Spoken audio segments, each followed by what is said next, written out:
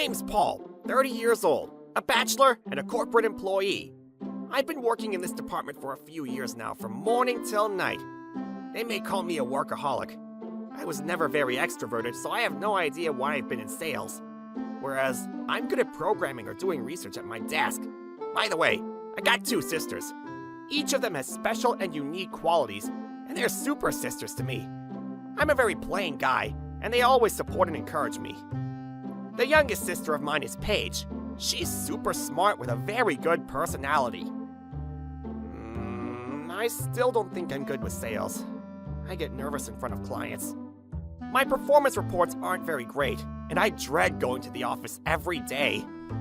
Don't beat yourself up like that. If only you could overcome that shyness. But if you keep doing your good work, it'll pay off someday. It may be hard for you for a while, but I see. I get it. If you keep something fun going on other than work, you'll be all right. It sounds so real when you say so. Phoebe's the middle sister. She had a premonition since she was little. She sometimes says something startling that scares our family a little. Her premonition's 100% accurate. All of our family trusts her. She scared me this time because, well, I have this superior who's a super attractive, very competent, cool woman. I know that she's well out of my league when I'm an ordinary, mediocre guy, but I secretly admire her. That's what Phoebe saw. I didn't know you liked that type. You were crazy about that singer not long ago. What was her name? Olivia Rodriguez, was it? No, you're talking about the Cult family. It's Rodrigo. But you were madly in love with her and even had an application for a marriage license. You filled your name in and kept the paper longing for her to sign her name someday. You actually scared me a little then. That was my dark history. Well, yeah, that was a while ago. We siblings keep in touch and tell each other pretty much everything over dinner. We have another brother who's quite unique or eccentric. He always had many interests. He runs a few international businesses, and he's only 23 years old. Not long ago, he was involved with a project called Let's Move the Moai Statues in Easter Island, and now he's undergoing training in Papua New Guinea to make contact with spirits. As a very normal, average guy, I have no idea what they're all about. I'm just an ordinary man who goes back and forth between my work and home. My supervisor's Michelle Michaels. We nicknamed her secretly Mike. She's very serious, and we never saw her crack a joke. She doesn't even smile and keeps her cool all the time. If we call her this silly name, I'm sure she'll despise us. She's the top sales rep, and I see cool beauty. And I'm the top admirer of both men and women. But she's meticulous, and at times hard on us. Kind of intimidating. She's especially hard on me, and pushes me to do many different tasks. One day, she called me out about the order I placed the day before. Paul, take a look at these. These numbers, did you double check? Which one? Oh, no! I panicked when she showed me the document. There was 1 extra 0 in the order quantities. I knew it. You were supposed to double check the numbers. I'm so sorry, it's my fault! Mike took a day off yesterday, so I turned the document over to another department manager. He wasn't very familiar with the procedure and seemed to place the order without checking thoroughly. Yet it was my fault, no matter what. I intended to reach out to the client immediately, but she just sighed heavily and said, I'll take care of it. You're going to have to leave this job now. Oh no, it was clearly my fault. Please, let me fix it. I'll do anything. But she just gave me a cold look for a moment and walked away. Did she mean I'm no longer needed here? My colleagues tried to comfort me by saying, you were too busy, it could happen to anybody. But I was devastated. I couldn't have done much for the rest of the day. Just as I was leaving, passing by the executive's office, I heard loud voices from the room. It's a very basic error that you made. We were lucky this time they dealt with it for us. But don't think there will be another time. The director was known to have a short temper. We called him Instant Kettle. So many people were sent to the rural office in the past because of the small error they had made. He was sort of the untouchable. I sincerely apologize. It was solely my fault. Her words shocked me. What? It was entirely my fault? Why should she have to cover up the mistake her subordinate made? The way she handled the situation and her attitude toward her work was beyond manly. That depressed me even more. If I hadn't made that error, she wouldn't have to go through this. This feeling of mine lingered well into the next day. I felt like a deep-sea fish. But Mike talked to me as usual, as if nothing happened. Paul, this is the usual report for next month. Can you prepare it for me? Yes, of course. Michelle, about yesterday. That's a done deal. We worked it out with the client. You just need to make sure to never repeat the same mistake. Wow, she's so cool and professional. I admire her even more. On the contrary, my work performance is lackluster. I make mistakes.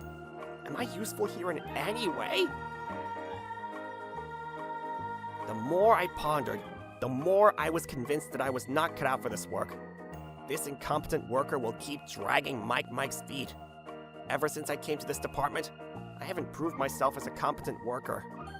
Maybe it's about time. And I decided to resign from this job. I couldn't possibly help but drink that night. I bought several bottles of beer and spirits and hard drank by myself at home. I thought about my colleagues and Mike, who I know I'm gonna miss immensely. But I'm baggage in her department, and I couldn't stand to be it. I decided to write a resignation letter. Where's a piece of paper? As I was looking for a piece of paper in my drawer, I found the marriage license application that Paige teased me about the other day. Wow, I really signed my name on it. This scares me too, not just Paige. But not now. Paper. Plain paper. I put the application away and started writing the resignation letter. Oh no, I have to find my next job. I was thinking about it and I dozed off.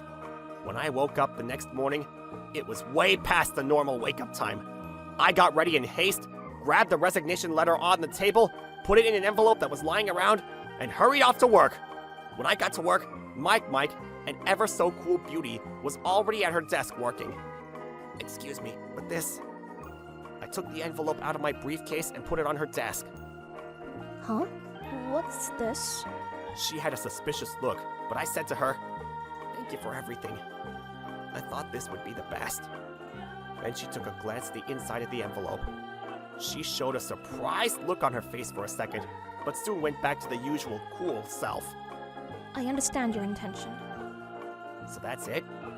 I was expecting her to stop me a little, but there was nothing. Nada. I'll tell the director about this, and they'll take care of the rest.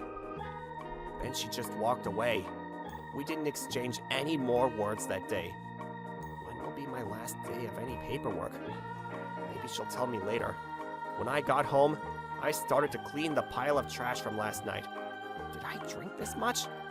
While I was cleaning the table, I found a piece of paper which was the resignation letter that I was supposed to give her today. What? Why is it here? The next moment, I tried to wipe out my suspicion and searched like crazy. Oh no, this is no good. I couldn't find the marriage license application anywhere. That means, in haste, I accidentally put the marriage license application in the envelope instead of this resignation letter. I panicked like never before. Calling Paige was the first reasonable thing I could do at the moment. She was always reliable in times like this. Paige, I'm in hot water. I did Paul, calm down. Just calm down. Breathe. I did as she told me, and I calmed myself a little. I told her what happened. It's unbelievable. It's no good. She must have thought I was a covert weirdo or something, and I didn't see her at all after that. What if I get sued for stalking or get a restraining order or something? Paul, it'll be all right. Just calm down. Oh, why's Phoebe here? I had a feeling somebody in my family would ask Paige for help, so I was having dinner at Paige. I had a feeling it would be you. Phoebe? What'll happen to me? Well, it'll be okay. Everything will be all right. Don't worry about it. Are you sure? Phoebe's words made me feel a little better, because she's always right. There may be an earthquake-like thing in the near future, but it will settle, so there's no need to panic. Just handle it well. Oh, okay, but a quake? Sounds a little scary. When I was talking to Phoebe, somebody rang the doorbell. could it be at this hour? Somebody at the door? Maybe the delivery. I'll talk to you later, Phoebe. I ordered another dinosaur figure online. It's called Quetzalcoatlus, and it's quite rare. When I opened the door, it wasn't the delivery, but Mike in casual clothes. Oh, Michelle! About this. I didn't know what to say to her. I saw the marriage license application in her hand that I accidentally gave her, but even more shocking to me was that there was her name written in the column for wife-to-be! But before I said something, she said this to me, blushing. Well, I accepted. I told this to the director. He says he knows a nice venue. What?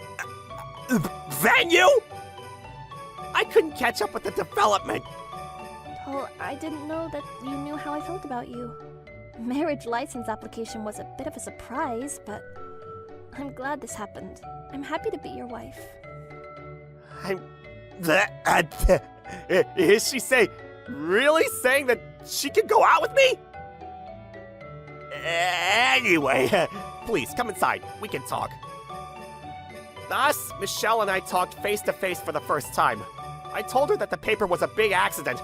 I also confessed to her that I admired her for as long as I could remember. Oh, so it was a mistake. But you liked me, so is it good in the end? Yes it is, but... Come on, Paul. You are so sensitive to get depressed and write a resignation letter for the mistake you made. The quality of work you do usually outweighs the small mistake. I knew the client personally, so I thought it would be best if I handled it. Really? I thought you were completely disappointed in me. I tend to assume you could do many things, so I counted on you too much. And I'm still counting on you and planning for you with more tasks. But I could show you more appreciation instead of cold words. I'm sorry. Oh, is that so? You're not going to quit, are you? Sure. If you say so. I hope we can be good partners, not just in the office, but in private too. Yes, I hope so too. Thus, Michelle and I started seeing each other. A few months later, I was transferred to a department where I could do what I do best and focus on my work. My placement in sales was planned by higher-ups to help me become more sociable in a human-to-human environment. In a way, I was well-trained. Michelle and I worked side by side with the top management to contribute to the company. In our personal lives, we grew closer and discovered more about each other. Soon after that night, Michelle moved in with me. We're having dinner with my sisters tonight. I never imagined Paul would end up with this beauty. You never know what happens in your life. Come on, Paige. I'm a man of action when I'm called for. Michelle, please take care of my brother. I'm glad to finally meet you two. He told me a lot about you two. Yeah, these two are really special and... Okay, by the way, do you have some kind of announcement tonight? I knew you knew this, Phoebe. I wanted to go official in front of you two. Michelle, will you marry me? I'll make you happy forever. This time, it's a real proposal for you. Paul, of course I will! Yay! Congratulations!